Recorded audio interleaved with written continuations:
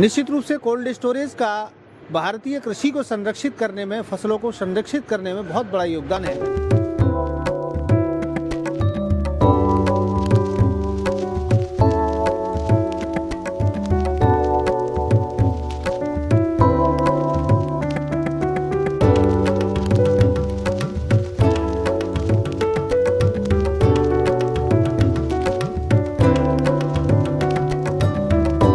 किसान भाइयों नमस्कार, आपका स्वागत है आपके अपने चैनल मेरी खेती में। आलू की फसल निकलने लगी है और आलू की फसल निकलने के बाद हमारे किसान भाइयों को सीधे सीधे दिखता है कोल्ड स्टोरेज।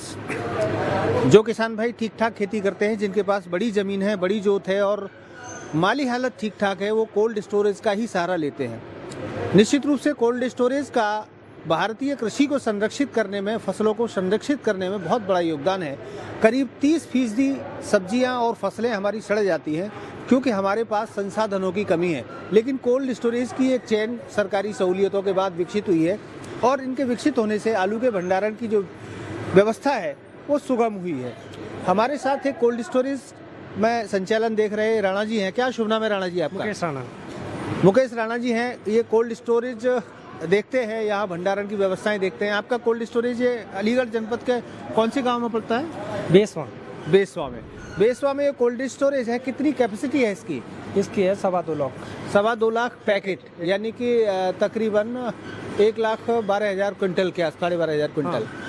तो 1,12,000 क्विंटल की भंडारण क्षमता है और हर साल ये सैकड़ों किसानों से सीधे उनका माल रखते हैं, फिर उनका माल उन्हें वापस देते हैं या बिकवाते हैं, यानी इनकी सीधी किसानों से डीलिंग है। किस तरह का ये जो कोल्ड स्टोरेज का व्यवसाय है, यानी कोई व्यक्ति कोल्ड स्टोरेज लगाना चाहता है तो अब जो नई टेक्नोलॉजी का कोल्ड स्टोरेज है और ये जो पुरानी टेक्नोलॉजी का कोल्ड स्टोरेज, उसमें क्या अंतर आप महसूस करते हैं?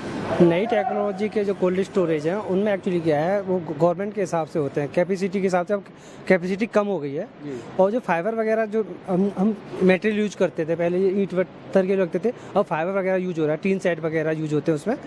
तो इस तरह से नई टेक्नोलॉजी में कुछ अच्छा हो गया गवर्नमेंट के हिसाब से। और जो पहले गवर्नमेंट की सुविधा मिलती थी, पहले सब्सिडी मिलती थी, अब वो मिलती भी नहीं है। तो ये फ़र्क है और कुछ खास नहीं है बस कोल्ड स्टोरेज में। किस तरह से जानकारी आपको देता हूँ। कोल्ड स्टोरेज नया लगाते हैं। अब ये तो हमारा सिर्फ आलू का भंडारण होता है। बाकी जो नए कोल्ड स्टोरेज जो लग रहे हैं उनमें और सब्जियां भी आप रख सकते हो, जैसे कि मटर है, वो भी है, चुकंदर है, अदरक है, बहुत सारी फसल है, बहुत सारी सब्जियां रख सकते हो। इसमें सिर्फ हम आलू स्टोरेज करते हैं। इसमें 2 तरह के आलू स्टोरेज करते हैं हम, एक मीठा होता है, एक शुगर फ्री आलू होता है। अब एक सामान्य आलू और एक शुगर फ्री। जी, आपने कोल्ड में लिफ्ट लगाई है ताकि आलू की बोरियां नीचे से ही ऊपर किसी भी मंजिल तक पहुंच सकें। एक्चुअली क्या है, पहले लेबर वर्क थोड़ा हार्ड हो जाता था। 6वीं मंजिल तक हमारा आलू आता है तो लेबर के थ्रू काम कराते तो ज़्यादा हार्ड होता था, उन्हें कठिनाई होती थी और बाहर जाम भी हो जाता था। लिफ्ट से थोड़ा ऐसा हो गया, जल्दी से हमारा भंडारण हो जाता है और लेबर को भी आराम हो जाता है। सिर्फ कम समय में ज़्यादा आलू हम भंडार कर लेते हैं। तो कितनी लिफ्ट लगी है आपके कोल्ड में? हमारे कोल्ड में 2 लिफ्ट लगी हुई हैं।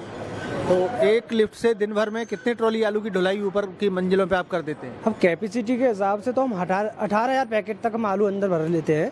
लेकिन अभी ये है कि अभी खुदाई स्टार्ट हुई है, आलू कम आ रहा है, तो अभी 5-6 पर डे अभी भी हम शुरुआत में ही भर रहे हैं। तो हमारे 3 चैम्बर हैं, 1 2 3 हमारे 2 चैम्बर हैं, मिक्स कंबाइंड है। इनमें एक लिफ्ट काम करता है, एक बड़ा चैम्बर है, उसमें अलग लिफ्ट काम करता है। तो करीब हमारे पास 125 वर्कर लेबर है, जो मजदूर है, जो लोडिंग करते हैं, इस समय मौजूद है। मार्केटिंग में आपकी क्या भूमिका रहती है? किसान आपके यहाँ आलू भंडारित करता है और सीजन पे जब उसे आलू बेचना होता है तो आप उसका आलू कैसे बिकवाते हैं? एक्चुअली हम किसान के संपर्क में रहते हैं, हर समय मंडियों के भाव को हम देखते हैं, हम कंट्रोल करते हैं, किसानों को सूचित करते रहते हैं। देखो इस समय की कंडीशन ये चल रही है, हमारे पास इतना भंडारण अभी है, अभी अब समय कम है, इस हिसाब से हम जो भी कैलकुलेशन करके किसान को सूचित करते रहते हैं।